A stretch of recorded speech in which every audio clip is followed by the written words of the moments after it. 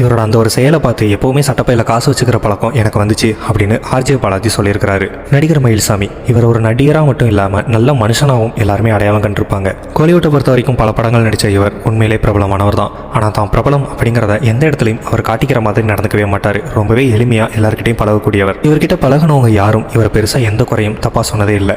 RJ Balaji இவரை பற்றி சமீபத்தில் ஒரு விஷயத்தை பகிர்ந்திருக்கிறாரு. ஒரு நாள் நானும் மயில்சாமி அண்ணனும் ஒரு வேலை விஷயமா காரில் போயிட்டு இருந்தோம். அந்த பக்கம் ரோடு வேலை போயிட்டு இருந்துச்சு. வண்டியை ஓரமாக நிறுத்த சொல்லி சைடில் ஒரு பேக் வச்சுருந்தாரு.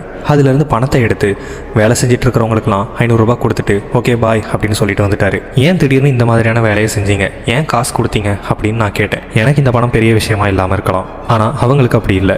அது அவங்களுக்கு ஒரு கொண்டாட்டமாக இருக்கும். அதை வச்சு அவங்க இன்றைக்கி வாழ்க்கையில் ஏதாவது ஒரு விதத்தில் பயனடைவாங்க.